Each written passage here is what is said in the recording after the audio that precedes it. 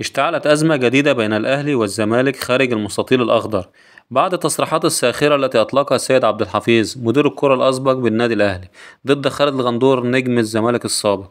فخلال ظهوره في أحد القنوات والبرامج التلفزيونية قال السيد عبد الحفيظ أن لاعب الزمالك خوان ألفينا يشبه خالد الغندور لكن دمه مش تقيل زيه. في تعليق أثار جدلا واسعا على مواقع التواصل الاجتماعي.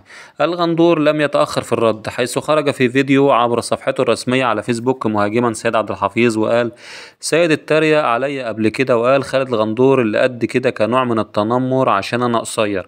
انا عمري ما اتريقت عليه ولا على شكله، ده خلقة ربنا.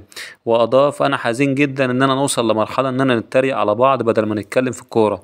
خالد الغندور لم يخفي استيائه من وجود الثنائي مدحت عبد الهادي وطارق السيد نجم الزمالك السابقين اثناء تصريحات سيد عبد الحفيظ منتقدا ضحكهم على الموقف وقال: مدحت عبد الهادي وطارق السيد قاعدين بيضحكوا، ده فرق كبير بين انك تطلع تحلل كورة او تطلع ترمي افيهات دمها تقيل وتبقى مونولوجيست فاشل.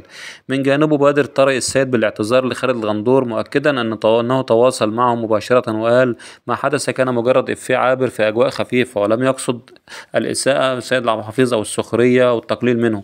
الجميع يحترم خالد الغندور وتاريخه الكبير مع الزمالك. وتأتي هذه الأزمة في ظل حالة من الاحتقان الإعلامي المتكرر بين رموز الأهلي والزمالك، وهو ما يعيد إلى الواجهة النقاش حول حدود الهزار في البرامج الرياضية بين الدعابة والتقليل. أول طلب للخطيب من عماد النحاس بعد تدريب الأهلي. كشف الإعلامي خالد الغندور عن مطالبة محمود الخطيب رئيس النادي الأهلي عماد النحاس القائم بأعمال المدير الفني للفريق الأول لكرة القدم بالنادي بتحضير قائمة الراحلين عن صفوف النادي الأهلي خلال فترة الانتقالات الشتوية المقبلة. وأكد الغندور في تصريحات تلفزيونية أن محمود الخطيب طلب من عماد النحاس ولجنة التخطيط خلال الاجتماعات السابقة تحضير قائمة الراحلين عن النادي خلال فترة الانتقالات الشتوية المقبلة في يناير من أجل العمل عليها مبكرا. وأشار إلى أن محمود الخطيب تحدث بشكل مباشر مع عماد النحاس باعتبار أنه المسؤول حاليا عن احتياجات الأهلي خلال الفترة المقبلة دون الانتظار لتعيين مدير فني أجنبي تجنبا لتأخر التعاقد مع مدير فني جديد.